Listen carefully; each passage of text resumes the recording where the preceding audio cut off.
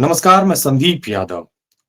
The public India के इस platform पर आपका स्वागत है और आज मैं बात करूँगा कि भारत में एक भारत खोदो अभियान चल पड़ा है। शुरुआत हो चुकी है जिसकी संभल से और आप सभी को मालूम होगा कि संभल में जो जजमेंट आया कोर्ट का, वहाँ की कोर्ट का और उसके बाद जो सर्वे हुआ, वहाँ पे हिंसा भड़की और उस हिंसा में 5 लोगों की जान जा चुकी है। और संभल केवल भारत में ही नहीं, पूरी दुनिया में एक बड़ा मुद्दा बन चुका है।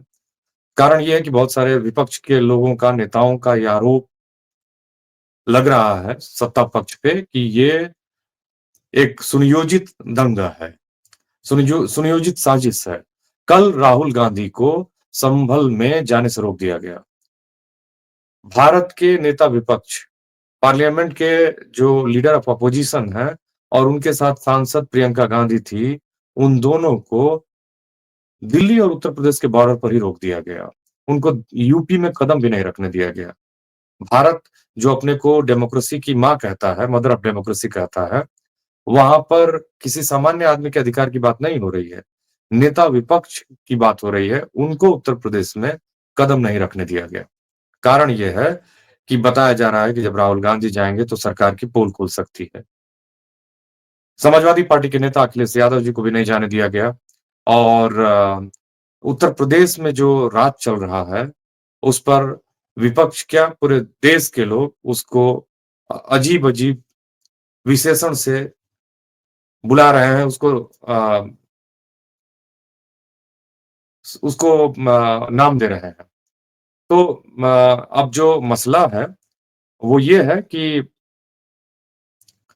क्यों इतना एकाएक ये मामला कैसे बढ़ गया? मामले की जड़ में है रिटायर्ड पूर्व जस्टिस, चीफ जस्टिस, मुख्य न्यायाधीश डीवाई चंद्रचूड़।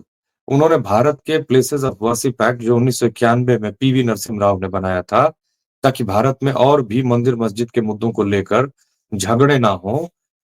उसको उन्होंने अपना जब वो इसकी सुनवाई कर रहे थे, तो सुप्रीम कोर्ट में उसको डाइल्यूट किया था और उसमें उन्होंने कहा था कि इस तरह के विवादित मस्जिदों और मंदिरों के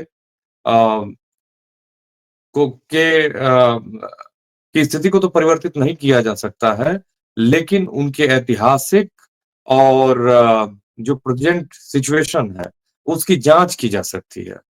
और इसी को आधार बनाकर लोअर कोर्ट ने ये जजमेंट दिया कि आप उसकी स्थिति को तो परिवर्तित मत करिए, लेकिन उस मस्जिद के नीचे वास्तव में मंदिर था या नहीं था, इसकी जाँच के लिए सर्वे तो आप कर सकते हैं। और उसी मामले में जब वो टीम सर्वे करने गई, तो ये विवाद उत्पन्न हुआ। अब बताता चलूँ कि जो अ, म जिस व्यक्ति ने अपनी कंप्लेंट फ़ाइल की है या कोर्ट में जिन्होंने आवेदन दिया है, जिन्होंने इस मुकदमे को दायर किया है, वो बताते हैं कि सुप्रीम कोर्ट में भी लायर हैं, लेकिन उनका नाम हरिशंकर जैन है और उनके साथ संभल के एक और महंत ऋषिराज गिरी हैं और वो कहते हैं कि अ, मस्जिद के नीचे हरिहर मंदिर हुआ करता था। ये उनका दावा है, लेकिन ये कितना सच है, कितना झूठ है, ये तो समय तय करेगा। ये लेकिन दावा है और इसके बाद से वहाँ दंगा भड़का और इतने सारे लोगों की मृत्यु हुई। अब एक और मामला निकल कर आया है, वो है अजमेर की दरगाह का। वहाँ पर ये बात हो रही है कि उस दरगाह में वहाँ भी जो हिंदू सेना के एक व्यक्ति हैं विष्णु गुप्ता, उन्होंने भी याचिका दायर की है कि उन्होंने कि आधार बनाया है विलास सारदा की किताब Ajmer historical and dis Ajmer historical and descriptive कुछ करके किताब है विलास सारदा की और उसमें कहा है कि वहाँ पर पहले मंदिर था और वहाँ भी विवाद मचा हुआ है। इस तरह से देखा जाए तो जो विशेषज्ञ हैं, जानकार हैं, वो कहते हैं कि ऐसे देखा जाए तो देश में हज़ारों मस्जिद हैं भारत में और अगर इस तरह से मामले आने लगे तो भारत में पूरा केओस हो जाएगा। और पहले से ही जो विवाद है उनके बारे में बात बताता चलूँ। बाबरी मस्जिद का तो विवाद था ही, उसको सुप्रीम कोर्ट ने जजमेंट देके सुलझाया। लेकिन उसके बाद ज्ञानवापी का मामला है जो बनारस में है, ज्ञानवापी मस्जिद और वहाँ विश्वनाथ मंदिर का। उसी तरह से शाही ईदगाह और कृष्ण जन्मस्थल का मामला है मथुरा में। उसी तरह का एक मामला है गुजरात के पाटन में रुद्र महालय और जामी मस्जिद का। वैसा ही एक मामला है मध्य प्रदेश के भोजसाला में कमाल मौला मस्जिद और एक मंदिर का। तो इस तरह के तमाम मामले हैं और भी बहुत सारे मामले हैं जहाँ पे इस तरह की बातें की जा रही हैं। अब इस तरह से देखा जाए तो फिर ये तो एक बहुत बड़ा मामला खड़ा हो जाएगा। क्या इससे भारत विश्व गुरु बनेगा? क्या भारत की इससे आध्यात्मिक और धार्मिक तरक्की होगी? ये भी वो सवाल हैं जिनके जवाब हमें सोचने चाहिए।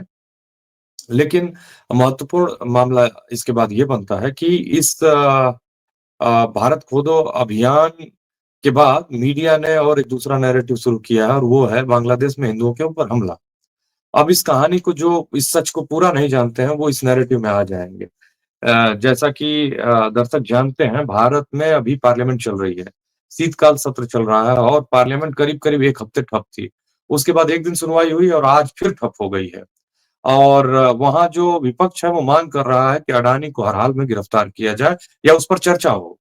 अडानी बताता चलूँ कि जो विनोद नहीं जो अभी के भारत के सबसे धनी उद्योगपतियों में से गौतम अडानी हैं, उनके बड़े भाई विनोद अडानी पर शेल कंपनी मतलब नकली कंपनियों को चलाने का आरोप है और ऑफशोर एंटिटीज़ में ब्लैक मनी को व्हाइट करने का आरोप है। जो वो ऐसी कंपनियाँ चलाते हैं बर्मुडा और मॉरिशस में जो कागज़ पर चलती हैं और उनके द्वारा काले धन को सफ़ेद किया जाता है। पीएमएलए का आरोप है उनके ऊपर prevention of money laundering act का। अ, लेकिन वो जो मामले निकल के आए थे हिंडनबर्ग रिसर्च ने वो सब किया था। लेकिन भारत सरकार अभी तक उसने जाँच-पड़ताल नहीं की है और सेबी जो भारत में एक नियामक संस्था है, securities and exchange board of India, उसके ऊपर भी गंभीर आरोप लगा है कि सेबी ने जो जिसका काम ट्रांसपेरेंसी करना है स्टॉक मार्केट में, उसने एक पार्टी की तरह काम किया और उसकी जो चेयरपर्सन है माधवीपुरी बुच उनके ऊपर गंभीर आरोप है कि उनके खुद का अम इन्वॉल्वमेंट है जो विनोद अडानी की ऑफशोर एंटिटीज़ हैं उनमें और इस तरह से उनका नाम आ रहा है। दूसरा उनके पति धवल बुच का नाम आता है, ब्लैकस्टोन नाम की कंपनी अ के लिए उन्होंने काम किया है और उसपे उसका भी कनेक्शन है। दू तीसरा जो आरोप है वो कॉन्फ्लिक्ट ऑफ इंटरेस्ट का है। चौथा जो आरोप है कि उन्होंने अपने जो सेबी का ऑफिस है वहाँ एक ज़हरीला वातावरण पैदा कर दिया है। बताता चलूँ दर्शकों को कि माधवीपुरी बुच कोई नौकरशाह नहीं है। वो पहली इस तरह की व्यक्ति हैं जो गैर प्रशासनिक सेवा से सेबी की प्रमुख बनी हैं और वो वहाँ से लाई गई थी और उनके ऊपर गंभीर आरोप है लेकिन अभी तक कहीं कोई उनके खिलाफ जाँच इस तरह से शुरू नहीं हुई है। और इधर बीच गौतम अडानी पर सिक्योरिटी एक्सचेंज कमीशन जो अमेरिका का है, उसने और न्यूयॉर्क के न्यूयॉर्क के ईस्ट डिस्ट्रिक्ट ने भी इंडictment किया है, उनके ऊपर आरोप लगाए हैं कि उन्होंने अम भारत के अधिकारियों को सोलर प्रोजेक्ट के लिए घूस दिया और इस तरह से गलत ढंग से अपने उस कॉन्ट्रैक्ट को हासिल किया, परियोजना को हासिल किया और उसमें अमेरिकन्स और पूरे माने लोगों के पैसे लगवाए। तो एक तरह से चीट करके इन्वेस्टमेंट करवाया अपने शेयर्स में जो एक अपराध है और उस अपराध में अमेरिका के कोर्ट ने उनके खिलाफ जाँच के लिए उनको नोटिस दी है। उनके ऊपर आरोप है और उनके भतीजे सागर अडानी पर भी आरोप है। तो इस पर विपक्ष चाहता था कि विस्तार से चर्चा हो लेकिन सत्ता पक्ष कहीं से भी इस पर चर्चा के लिए राज़ी नहीं है। जिसकी वजह से जो पार्लियामेंट में गरीब भारत की जनता के लोगों का पैसा से जो पार्लियामेंट चलती है, उसमें कोई काम नहीं हो पा रहा है। इसका मतलब कि भारत की जनता का भी कोई काम नहीं हो रहा। महत्वपूर्ण बिल है, महत्वपूर्ण चर्चाएँ हैं। जिस तरह से मणिपुर, संभल और अडानी का मुद्दा है और जिस तरह से केरल के वायनाड में जो तबाही आई थी या फिर उसके बाद हम देखें तो तमाम मुद्दे हैं जिनके ऊपर चर्चा होने की ज़रूरत है। बेरोज़गारी है, महँगाई है, इन्फ्लेशन है, डॉलर के मुकाबले रुपए की कीमत लगातार नीचे गिरती जा रही है और जो हमारी चौथी तिमाही में जो हमारी ग्रोथ रेट है वो 5.4 है। ये एक बहुत ही महत्वपूर्ण मुद्दा है। लेकिन इस पर चर्चा ना होकर के जो भारत की मीडिया है वो पार्लियामेंट के माने ना काम करने पर भी चर्चा नहीं कर रहा है। वो बांग्लादेश में हिंदुओं पे हो रहे हमले के बारे में चर्चा कर रहा है। हिंदुओं पर हमले नहीं होने चाहिए, ये एक सच बात है। लेकिन अभी हाल ही में बांग्लादेश में अ, एक इस्कॉन से पूर्व में इस्कॉन से युक्त एक युवा साधु पर मॉन्क पर की गिरफ्तारी हुई है, जिनका नाम चिन्मय दास या कुछ उनका नाम है। और वो पहले इस्कॉन से जुड़े हुए थे, लेकिन इस्कॉन ने एक ऑफ़िशियल नोटिस जारी करके कहा है कि अब उनका हमसे कोई लेना-देना नहीं है और उनको गिरफ्तार कर लिया गया है और उनकी गिरफ्तारी के बाद से बांग्लादेश में हिंदू-मुसलमान जो सेंटिमेंट्स हैं, वो हाई हैं और एक कॉन्फ्लिक्ट का वातावरण है। लेकिन उससे पहले मैं आपको बताता चलूँ कि बांग्लादेश में पिछले साल इसी साल एक माहौल बना, वहाँ की जो अवामी लीग की नेता हैं खालिदा जिया क्षमा करिएगा शेख हसीना, उनके खिलाफ एक माहौल बना। बांग्लादेश के मुक्ति में खालिदा जिया क्षमा करिएगा, शेख हसीना के पिता मुजीबुर रहमान का बहुत बड़ा योगदान था। और जैसा कि साथियों को मालूम होगा कि बांग्लादेश पहले 1971 से पहले पाकिस्तान का हिस्सा हुआ करता था, उसको पूर्वी पाकिस्तान कहते थे। हालाँकि दोनों के बीच में 1600 किलोमीटर की दूरी थी और वो जो दूरी थी, वही उसके बीच में एकता न होने का मुख्य कारण भी थी और दूरी के साथ-साथ सांस्कृतिक और भाषाई दूरी थी, क्योंकि बांग्लादेश बांग्ला बोलने वाला एक देश है और उस समय भी वहाँ बांग्ला बोली जाती थी और सांस्कृतिक रूप से बांग्लादेश के मुसलमान पाकिस्तान के मुसलमानों से उनका कहीं कोई संबंध नहीं है। पाकिस्तान में उर्दू बोली जाती थी और इसकी वजह से पाकिस्तान के दमन के खिलाफ बांग्लादेश में विद्रोह हुआ और 1971 में मुजीबुर रहमान के नेतृत्व में वो देश आज़ाद हुआ, जिसमें भारत का बांग्लादेश की मुक्ति में महत्वपूर्ण योगदान था उस समय के प्रधानमंत्री इंदिरा गांधी का। और शेख मुजीबुर रहमान प्रधानमंत्री बने, लेकिन उससे पहले उस संघर्ष में 3 लाख लोगों की मौत हुई। अब जो हालिया मामला है वो ये है कि शेख हसीना एक लंबे समय से बांग्लादेश में की सत्ता पर काबिज़ हैं और करीब-करीब उन्होंने बांग्लादेश को एक पार्टी स्टेट बना दिया है। पार्टी स्टेट का मतलब होता है कि उस राज्य में कहीं से भी विपक्ष के लोगों को कहीं कोई गंभीर पार्टिसिपेशन ना मिलना, कोई अटेंशन ना मिलना या सारे स्ट्रक्चर्स पर सत्ताधारी दल का कब्ज़ा हो जाना। और ऐसी स्थिति में कहीं भी विपक्ष के लोगों की कोई आवाज़ उठ नहीं पाती है और वो इस स्थिति में नहीं होते हैं। इस तरह के स्टेट को पार्टी स्टेट कहते हैं। और अब हुआ ये कि खालिदा जिया के शासन के खिलाफ लोगों में आक्रोश हो रहा था और उसमें तात्कालिक मुद्दा बना बांग्लादेश में स्वतंत्रता के समय स्वतंत्रता आंदोलन में शामिल लोगों के जो उनके परिवार के लोग हैं, जो उनके उत्तराधिकारी हैं, उनको मिलने वाला रिज़र्वेशन। इसके खिलाफ लोग सड़कों पे आ गए और बांग्लादेश में खूब हिंसा हुई और इसी बीच शेख हसीना को बांग्लादेश छोड़ के भारत में शरण लेनी पड़ी। अभी भी वो भारत में है। इसी दौरान जो वैचारिक जो पार्टी स्टेट होता है उसमें पॉलिटिकल पार्टीज़ में बहुत संघर्ष होता है, ऐसा देखा गया है। जो भी हिंदू शेख हसीना की अवामी लीग से जुड़ा हुआ था, उनके घरों पर हमले हुए। लेकिन भारत की जो मीडिया है, जो महँगाई पर चर्चा नहीं करना चाहती है, बेरोज़गारी पर चर्चा नहीं करना चाहती है, मणिपुर पर चर्चा नहीं करती है, अम, जो संभल पर चर्चा नहीं करती है, जो अडानी के मुद्दे पर चर्चा नहीं करती है, वो बांग्लादेश के हिंदुओं पर होने वाले अत्याचार पर चर्चा करती है। अभी तक की बांग्लादेश में जो हिंसा हुई है जिसमें हिंदुओं की जान गई है, उसमें 5 हिंदुओं की जान गई है, जिसमें 2 अवामी लीग के कट्टर समर्थक थे। बाकी लोगों की भी अपनी पॉलिटिकल पोज़ीशनिंग थी। लेकिन हिंदू-मुसलमान जो दंगे हो रहे हैं बांग्लादेश में, उसके 3 मुख्य कारण हैं।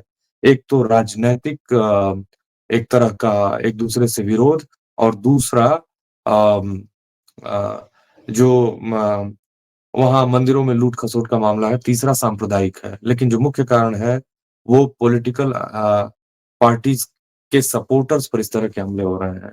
ऐसे इस तरह के करीब-करीब बांग्लादेश में 2000 केसेज़ रिपोर्ट हुए और 69 मंदिरों पर हमले हुए थे और 5 लोगों की जान गई है। ये मामला तो गंभीर है, लेकिन भारत में तो उससे भी ज़्यादा गंभीर है। 2014 से मुसलमानों पर जो अत्याचार हुआ है, उनके खिलाफ जो अपराध हुआ है, जिस तरह से इस देश की सिख माइनॉरिटीज़ को, क्रिश्चियन माइनॉरिटीज़ को एक सकते में डाल दिया गया है, एक डर में के साए में जीने के लिए मजबूर कर दिया गया है। भारत में स्थिति क्या अच्छी है? लेकिन बांग्लादेश के जो लोग हैं, वो भारत के लोगों से की तरह वहाँ पर अपने लोगों से उतना भेदभाव नहीं करते हैं क्योंकि उनका जो सांस्कृतिक समाज है, उनका जो समाज है वो सांस्कृतिक रूप से बहुत ही इवॉल्व्ड है, बहुत बेहतर है। मैं ये नहीं कहता हूँ कि पूरी तरह से बेहतर है, वो समावेश में विश्वास करते हैं। बांग्लादेश ने आज़ादी के बाद गुरुदेव रवींद्रनाथ टैगोर द्वारा लिखे हुए गीत को अपना राष्ट्रगान बनाया है। यही बताता है कि वो कितने समावेशी और मतलब खुले हुए विचारों का देश है। अमार सोनार बांग्ला गुरुदेव रवींद्रनाथ टैगोर द्वारा लिखा हुआ एक बहुत ही पॉपुलर अ, गीत है जिसको बांग्लादेश ने अपना राष्ट्रगान बनाया है। ऐसी स्थिति में जो ये आरोप लगाए जा रहे हैं कि बांग्लादेश में हिंदुओं के ऊपर उत्पीड़न हो रहा है, वो उतना सच नहीं है जितना बड़ा सच उसको दिखाया जा रहा है।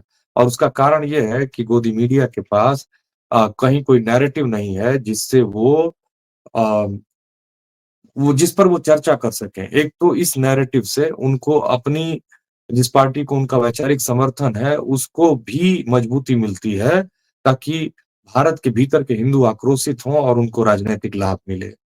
तो ऐसे मुद्दे को चलाना है जिसका भारत की गरीब जनता से कोई लेना-देना हो या ना हो, वो महत्वपूर्ण नहीं है।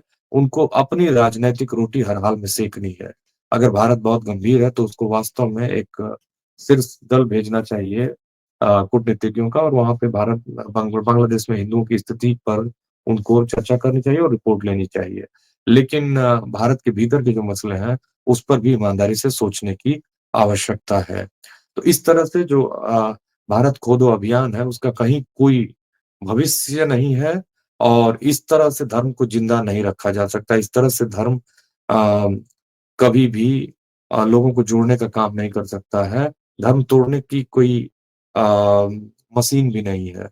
और वैसे भी हिंदू धर्म कभी खतरे में आ ही नहीं सकता है क्योंकि जो हिंदू धर्म का आधार है, वो सह-अस्तित्व का है, प्रेम का है, भाईचारे का है, समानता के भाव का है और स्वतंत्रता के भाव का है। इसीलिए तो हिंदू धर्म में एक लिंगायत भी, एक शैव भी, एक वैष्णव भी, एक नास्तिक भी, एक आस्तिक भी आसानी से एक्कोमोडेट हो जाता है और वो अपने को हिंदू कहता है। तो इसलिए जो लोग इस मस्जिद खोदो या भारत खोदो अभियान को चला रहे हैं, वो अपने राजनैतिक एजेंडे के लिए काम कर रहे हैं। धन्यवाद। नमस्कार।